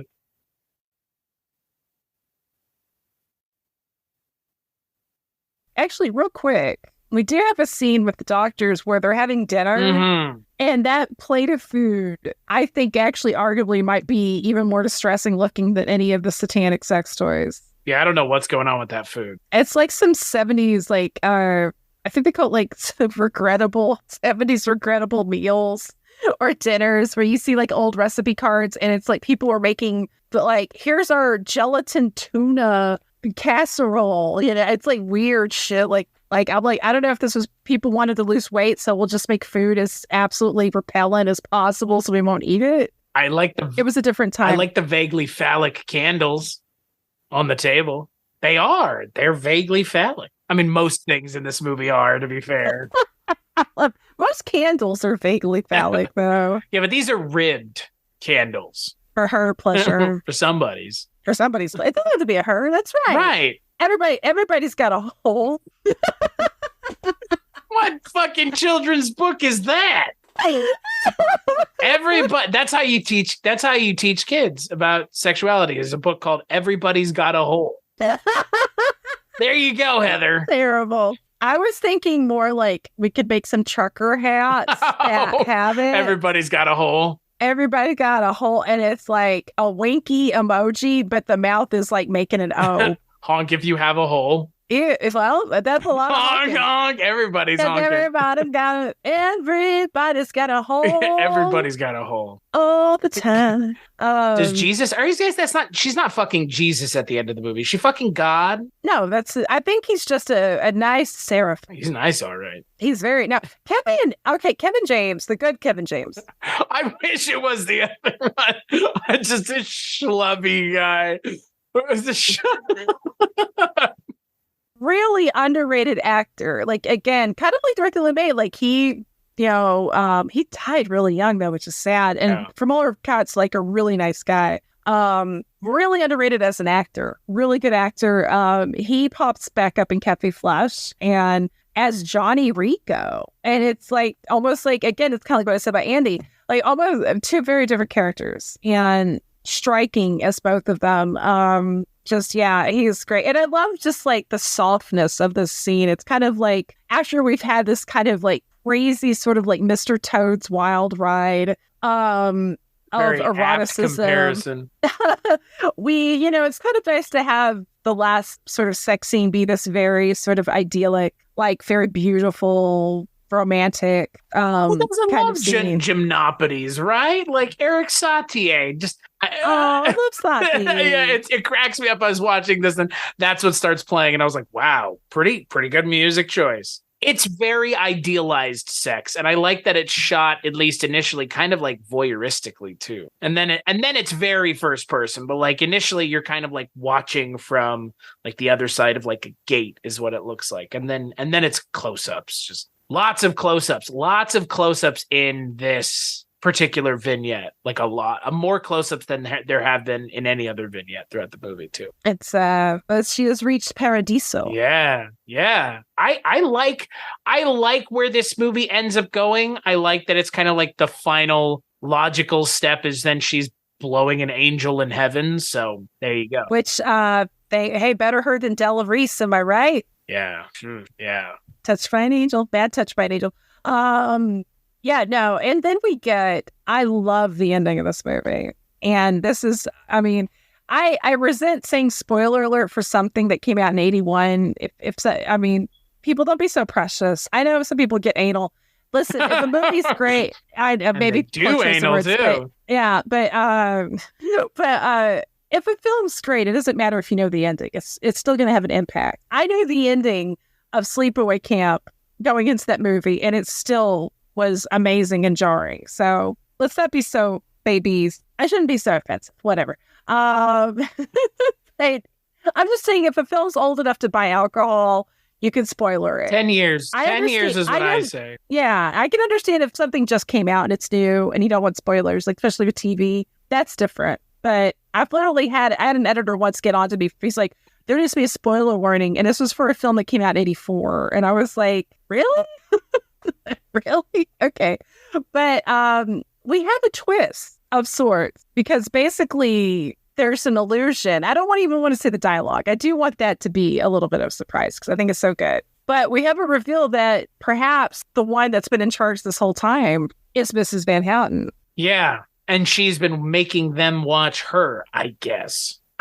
Yeah. Which is, and they've been enjoying it. Like they're clearly like the female, certainly more so than the male doctor, though he's more buttoned up and repressed. Well, so is she, right? Like, but she's always like licking her lips and being like, she's way into it. And he's just like trying to be professional, but repressed. Andy does that, like that subtle kind of thing so well too. It's a good dynamic, especially because I think, again, like we're kind of conditioned to be used to seeing the man being so sexually aggressive and where women are supposed to be more coy and like, and instead we get the flip of this in every which way but loose here. Mrs. Van Houten's the aggressor. The female doctor's clearly a lot more lascivious openly than the male. I love that. Like, that's so cool. It's such a nice little just sort of twist of the trope. And that smirk that the film ends up, that little kind of wry smirk that Dorothy LeMay has, it's so cute. And just kind of like if it has the film end where you're just like, whoa, it's just that nice little final touch of just like, oh my God, what have I watched? How do I process? It's so cool. And I love what she's wearing too. She's wearing all black. She's been in all white the entire movie. and then she's in all black, and she just, I mean, the ending took me by surprise. Let's just put it that way. Yeah, exactly. Yeah, this ain't no beach blanket bunghole, people. This is art. I know beach blanket bunghole. Apparently LBJ does too. Gross. the beach blanket bunghole. God. Oh, You're welcome. God, I hate my brain. I will say this film has the most tastefully filmed cum shot I've ever seen. Can I say that out loud? Is that legal? Am I going to go to court for that? Am I going to go to jail? No. The cum jail? Take me there. Hey, everybody, come on. Gotta represent while you can. The angel cum shot at the end of the movie, filmed down the length of his pecker, like straight on. You know what I'm talking about? Yeah, of course. Yeah, of course I do. I have the poster behind me. I wish that was I wish that was the poster on the wall. It was just like a front on shot. People come into your office are just like, what? Like anybody's allowed in here. That's fair. Please. That's fair. Yeah. But I was tastefully done. But it took me by surprise because I was like, this is just like a lingering shot on this man's massive penis. Like, and they don't pull away. I was like, wow, okay. Like, goddamn. Like, and it's done rather well. Yeah, that's of course. I mean, that's the thing. If it's like a stamp of quality as far as I'm concerned, you know. It's yeah, I think in this film, especially the fact that, you know, to make such a standout film in an era where there were a number of like great adult films that were guest films. You know, it's not just like, oh, it's good for porn. No, there's so many films that are great films. But even in like the golden, you know, era, like Nightdreams would stand out. Because there's nothing else like it. And to be honest, it's also like, I've often felt like in some ways, like Stephen, like is kind of like an outlier in a way as a director of the adult film industry. And that's not like bad. I mean, because obviously I'm a huge, you know, there's so many directors I've written about and I love that are from that era. So it's definitely, you know, when I say that it's not meant as a derogatory towards anybody, it's just, I just think that he is so unique, that he is his own category. He is his own artist. And I don't think there's anybody like him in any genre. Well, I've never seen anything like this before. I'll tell you that much. Yeah. And it's, I mean, how often can you say that about anything? Very, very infrequently, especially when it's something like this, where again, like on the face of it, if you showed this to many people, they would not have any way to process it other than porn. Like, and that's a shame, but I get it, but it's a shame. And like, I immensely enjoyed this for the adult film that it is, for the film that it is, frankly. Right on. Well, and that's the thing too. I mean, there's always going to be, it doesn't matter what, I mean, we could be talking about, you know, Roberta Rossellini. There's always going to be people that are going to be like, oh, I don't like reading subtitles, or oh, this isn't blind. You know, to paraphrase Hodorowski, why you make pictures for them, they are blind. You know, there's always going to be people that, and you know what, to some defense, not everything's for everybody, and that's okay too. Like, you know, but to me, if you're listening to this and you want to see something that is creative, that is different, and that is adult. And to me, like adult to me is like Clockwork Orange is an adult film. And that was originally rated X. Like the whole thing is X rating adult films originally just meant stuff where you could explore, you know, more mature topics and themes and be like, yeah, this is for adults. This isn't, you know, this isn't for a 13-year-old. This is for 18 and over. But yeah, if you're like, I want to see something creative and surreal and maybe sexy, and something where, to me, like when you're an artist and you take that step outside the box to make your own area, it's a sign of love and respect in a way to your audience, because you're not playing them for a sucker. You're not playing them cheap. You're not being like, oh, okay, I know what you want. I'll give you what you want. No, you're like, I'm going to make you something that is straight from my brain, from my heart, from my, you know, that is my pure vision. Right. And, you know, I think sometimes people will be like, oh, that's pretentious or whatever. But, you know, the real pretension is thinking that, you know, people that will never love you want to make great art for you. And they don't. And everything has its place. Like, there's nothing wrong with going to, you know, watch a big Hollywood, you know, explodey, you know, action film. And, there's plenty of films I love that I wouldn't say is high art if that's supposed to be. I mean, Blood Diner is one of my favorite movies, and it's a fun, silly, goofy horror movie, and it's supposed to be, Not everything has to be high art, but when I see an artist like Stephen Sayadian, who is he is 100% himself, that's a sign of love to me. That's why I love John Cassavetes. It's the same thing. These are people that can only be who they are as artists. And when somebody's that honest with you, that's respect and that's love. I agree with you 100%. Like, and it's weird, I don't know. I feel like so many people, and I'm not going to just say people my age, but I think people in general have and we kind of mentioned this at the top of the episode, like have a very weird and personal kind of relationship with intimacy and sex and what that means for them. And then I think the media and just kind of the world and our society, the American society specifically, has gone a long way to making things worse. Because again, I mean, I'm not saying people should be fucking in the streets, but I think people fucking in the streets would be a much better option than people beating the shit out of each other in the streets. Or getting shot. Right. And it's like, if everybody put the Glocks down, picked up their cocks. But you know what I mean? Like, not to be glib, but again, as someone who is just very progressive about sex and sexuality with my own. And again, I'd like to live in a world where there are more people like that, just because, again, I feel like there are a lot of people that are in a very much a further direction that is a lot worse for everybody. I don't know. It's just, it's weird because, again, like pornography almost feels utilitarian, right? Like it's for a purpose. It's for masturbation and nobody uses it. Like, I don't know what you're using porn for.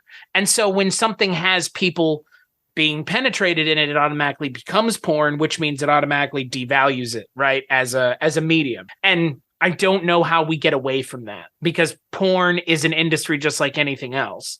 They make a product just like anything else. It'd be like going to McDonald's and eating a hamburger and never buying anything else and being like, well, why don't they sell anything else? It's like, well, you're just choosing this one thing. If you look at porn and just say, I'm just going to jerk off to it and not watch it for anything else, like maybe that's the intention of the filmmaker, is to turn you on.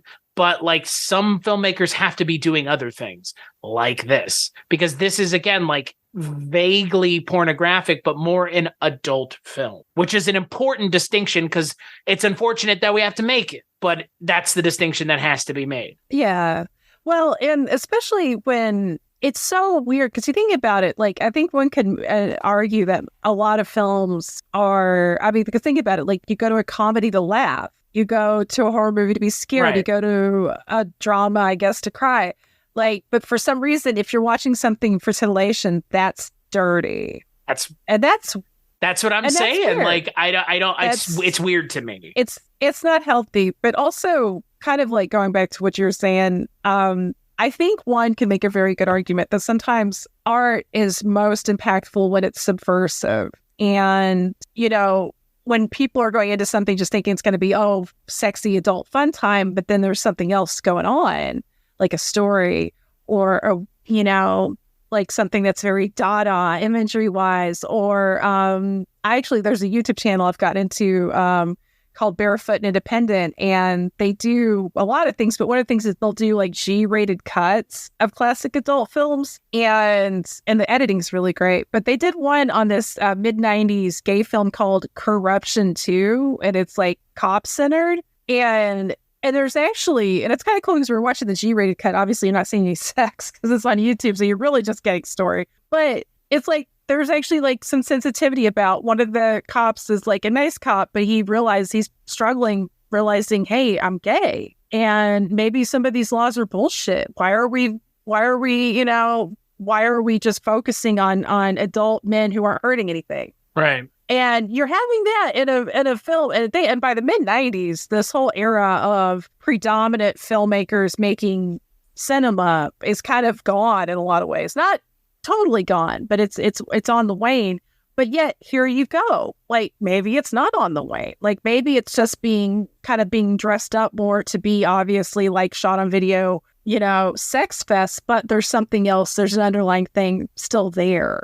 And I think finding shit like that out is so cool. Like, it's like, don't write everything off. It'd be like watching, I don't know, it'd be kind of like going to, watching like a big, dumb action film, but then it has something really like genuinely touching or something in there where you're like, that's actually really smart and progressive. And I didn't expect that. And you don't always get that in that genre either. But when you do, it's a treat. And I just think people need to be more open-minded about what is constituted as art, but also just in general, like, expand your mind, like don't, like if you just live the status quo life of what's expected of you as far as like, well, this is art and this is this and this is that, and you're just eating the same fucking food, that's a sad life. That's a sad life. There's a whole world out there of art, of culture, of different kinds of people than you, and embrace that. It's our differences is what makes us so unique and special. It's what makes this weird, at times kind of fucking depressing, angry, awful existence also really beautiful and touching and amazing and magical. I agree. I agree with you wholeheartedly. Like, we were joking about a porn-centric or adult film-centric podcast, and I'm sure they're out there. And I don't think it's such a bad idea because, again, like, I think in a lot of ways, like, I don't know, the hangups in this country with stuff like this are really frustrating for someone like myself. But I can't imagine that I'm the only one who's frustrated, because there are industries full of people who are almost letting their frustrations exist externally by making it their job, Well, and that's the thing is that it's, the minute that somebody tries to take away your rights when you're not hurting anybody, you're not breaking any real laws, like you're not abusing somebody, you're not robbing somebody, you're not killing somebody, you're an adult and you're loving another adult. What's the problem? Right. You're not hurting anybody. And yet, but that's the thing, fascism violates the innocent while never solving or fighting the real crimes going on, Yeah. And that could be a whole other podcast. But there are actually, if somebody's listening to this and really curious about learning more about adult film in a cinematic language, like if you want to know the history, I highly recommend the Rialto Report. They do phenomenal work. There's a newer one that talks about Golden Age film called I think it's called You Like This? You can find it like on Spreaker and podcasts, and it's these two girls that are amazing, or women, sorry, girl. But they're great. And Holly Randall Unlimited. Holly Randall actually works within the industry. Her mother is Suze Randall, who was a pioneering adult photographer and later on film director, as was her father, Humphrey Knight. And Holly directs and shoots adult film, and she's been doing that for 20 years. So you get to not only have her perspective as a woman in the adult industry, but every week she interviews adult performers, directors, writers. And I've actually learned so much more about current adult stuff through her, because I don't really watch current day adult films for the most part, to be honest. Like, it's just not really my bag. But I have like actually more of a curiosity just hearing these people, talk, like it's made me realize I had some assumptions, not about, I'm progressive too, but about the film, and realizing, no, there are people out there that are trying to make cool changes. And definitely like with Me Too, there's been a lot of great work at trying to really further solidify protection of performers, right. which I think is wonderful. If only all industries did that, because as much as people are like, oh, the sex industry, boy, nobody gives a shit about how many people aren't making a living wage in this country, are they? If you're worried about workers' rights, maybe look at various people working in retail, retail or any service job that's blue collar, because a lot of us ain't making a living wage. To be honest, you'd be making more money doing sex work, but just with less legal protection. It's fucked, right? Oh, yeah.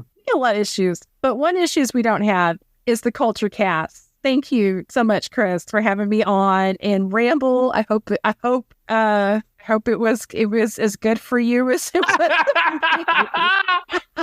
It was. Heather. Thank you for asking. I No, I enjoyed talking about this. I was kind of worried when I was sitting down to watch it once I knew that it was adult in nature. Because again, I had to get over my own kind of preconceived expectations. And yeah, I mean, like it was erotic and it was a lot. And I watched it several times. And no, that was not me trying to make a fucking joke. That was me being serious. Like I did watch it. So I did watch it several times, but like I know someone out there's gonna be like, yeah, okay, funny guy.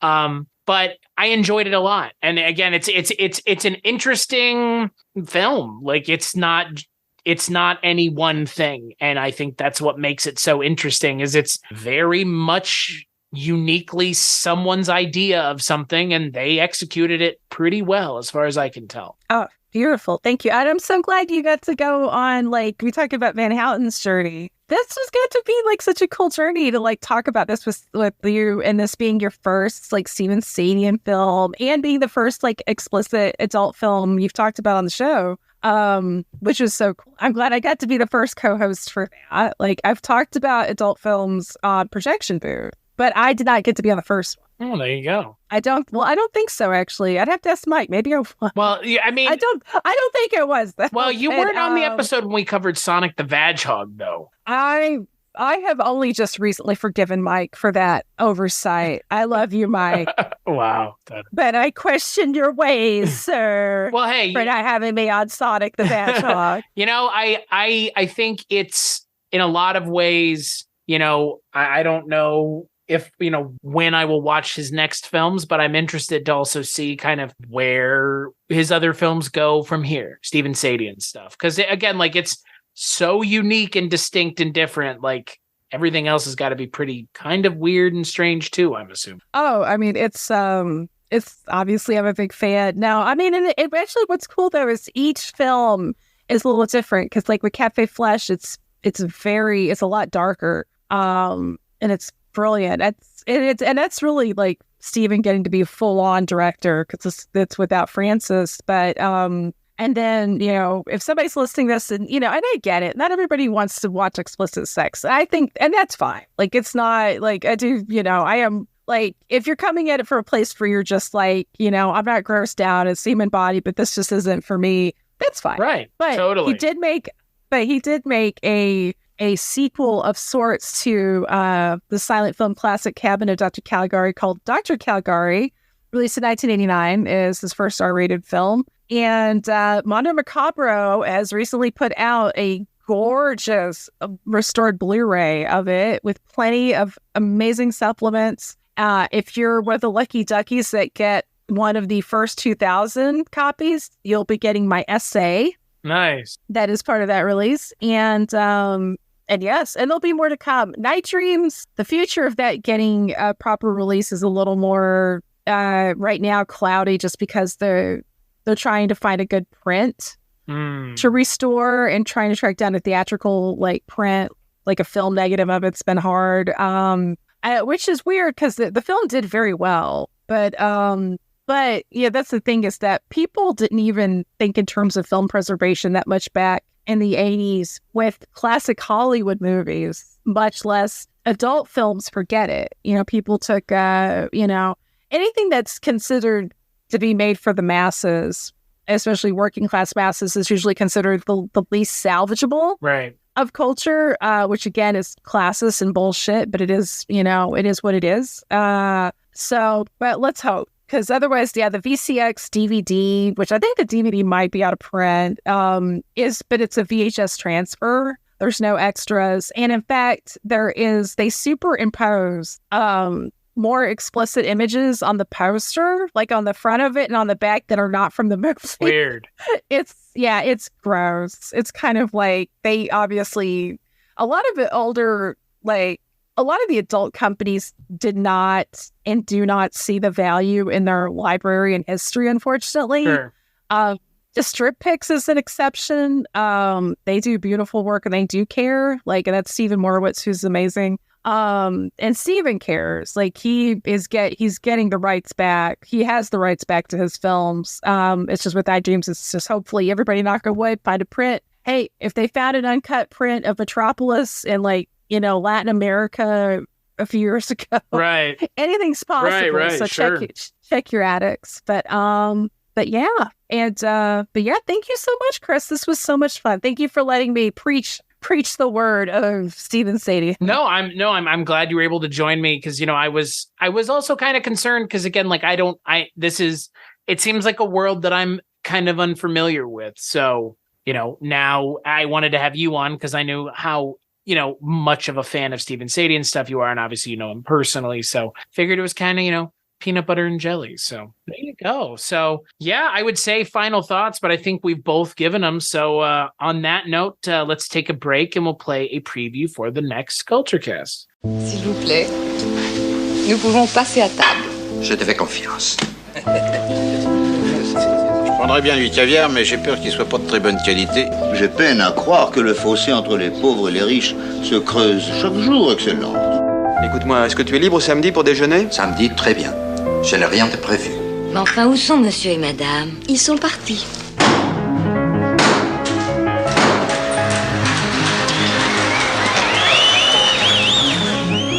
ne connais pas le texte.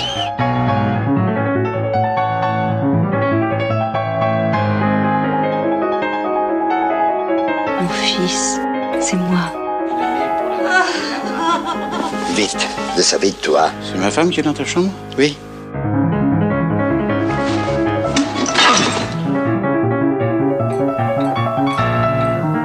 Je crois que ma place n'est pas ici. Qu'est-ce qui t'arrive? Oh, rien. Un rêve absurde. Ah, les rêves. So for the next Culturecast, we are going to be talking about The Discreet Charm of the Bourgeoisie, which is not an adult film, best I can tell. And we will be joined by Bill Ackerman. Yay! And Jess Byard. Bill.